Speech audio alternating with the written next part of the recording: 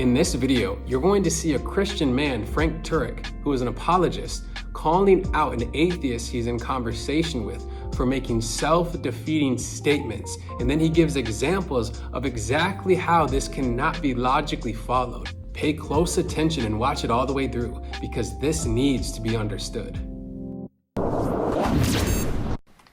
Hello, I'm Nathaniel. Nathaniel. No, so you make three specific arguments for the existence of God.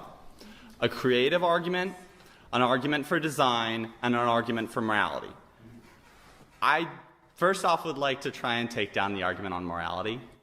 Go ahead. Because it's not actually an argument for the existence of a God, it's the argument for the fact that we should have an idea of an existence of a God, because otherwise there would be no moral basis from which we could sit on. And I disagree with that because I feel that humans are inherently altruistic and moral. Okay, all right, stop there for just a second, Nathaniel. What do you mean by altruistic and moral? We are giving and we care about each other. Why is that good? Why is that good? Because it helps our species survive. Why is it good to survive? Because then we can propagate and move on as a species and continue to exist. So why is that a good thing? Who said? Why is that a good thing? Yeah. Because that is what it is. Well, that's an is. That's not an ought, though. Stalin would say, fine, Nathaniel, I'm going to survive by killing you and taking your stuff. Why is he wrong? Because Stalin would have the initial urge not to. He would feel that the inherent urge of humans is to be caring for one another. There are situations where humans will not be caring about one another, and those are exceptional. But because humans are inherently altruistic, his first urge would be to take care of the person or try and help them. But if he has some motivation against that, then he would no longer have that urge, and he would decide that he wants to kill them because he has a reason to. Well, again, I think you're begging the question as to what altruism is. Why is taking care of others a good thing if there is no God? That's your opinion. Is there an external referent, an authoritative, unchanging referent that you're getting that opinion from, which makes it objective, or is it just something you feel? Humans, so if you take it from the stance that this is something that is consistent throughout humanity, that we care about one another, then we could superpose that as a moral impulse that we have. Okay, let me agree with you. I think we do have a moral impulse. And that's exactly what C.S. Lewis said in The Abolition of Man, when he looked at all the diverse cultures and he said, they agree on basic morality. Now, how do you explain that basic morality? Well, there's maybe different ways to explain it, but some will say that's because God has written it on our hearts. But the issue isn't how we know it. The issue is, why is altruism, as you put it, or caring for one another, a good thing? Who said? It's not necessarily that who said, it is what is. We are altruistic. There is no need for someone to say that it is a good thing. It is what we are. But if Hitler or Stalin comes along and says, I don't want to be altruistic, I want to be selfish and take everything for myself, and if I have to kill you to do that, I'm going to do that, why is that objectively wrong? Because he is not taking care of other people. Who said it's... Where are you getting this standard to this objective standard that you ought to take care of people? Where does that come from if there's no God? So I'm just going to talk about a little example that I know of and some others. So there's three different points I'd like to make. First off, we still exist.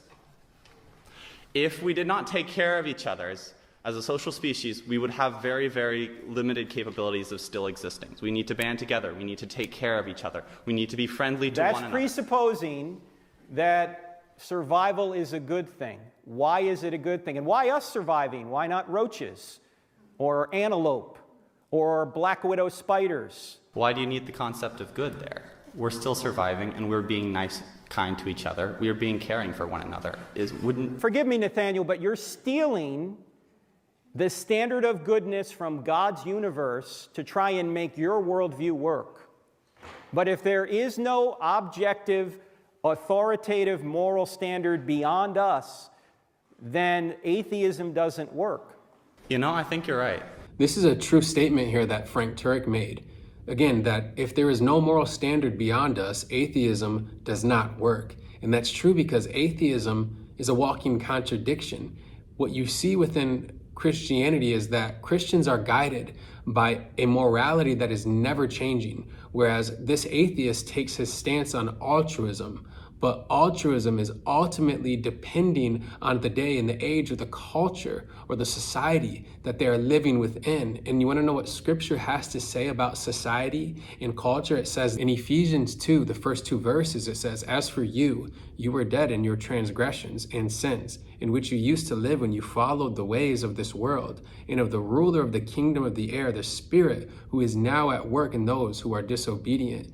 This is the spirit of the Antichrist that is guiding the culture. And that's why you have so many contradictions within atheism, or within those that say morality comes from us and our altruistic values. Okay, what about the altruism in the time of Adolf Hitler? Or what about the altruism in another time that contradicts that of Adolf Hitler? That again shows that that is not the source.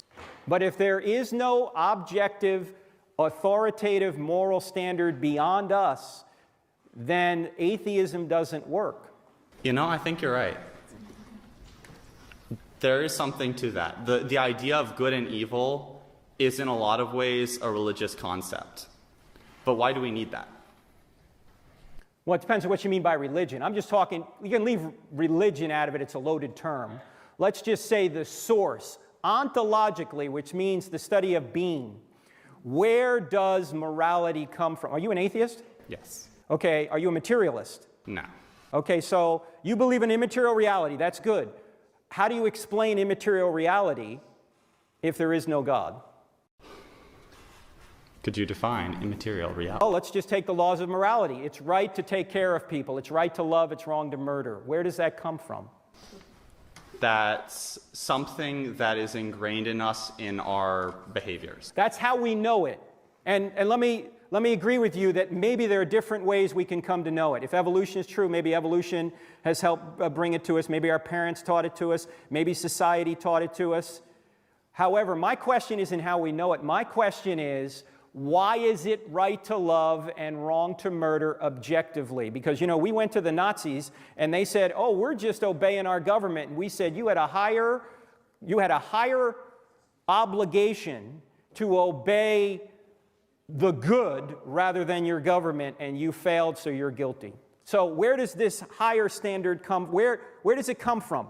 What is it ontologically?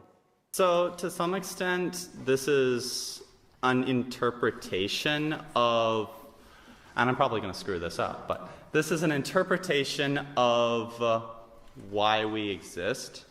And so we come from a long lineage of life, and so in order to honor that, we must continue to live.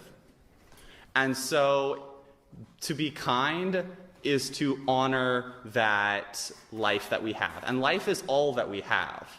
Okay, I agree with what you're saying here, but you're importing terms, moral terms like honor and good, into an atheistic system that has no way to ground those moral terms. That's my point. Let me ask you another question. I'm going to ask you the question I said I would ask you. If Christianity were true, would you become a Christian? Yes. Great. If I give you a book, would you read it? I'm a busy person. So again, touching on the point that we have the ebbing and the flowing of different cultures and values within those cultures, this to me indicates that we cannot get in an objective sense that morality comes from an ever-changing people and an ever-changing condition of the human heart contradicting itself and going against itself. And also we see that morality is literally defined as good and evil. And you see good and evil is at war in this world. It's at war in people's hearts and their minds. And this is something that is contradicting itself day in and day out. And I believe this is a big part of this. That's a big part of this argument that I believe indicates humans alone cannot be the ultimate source of goodness.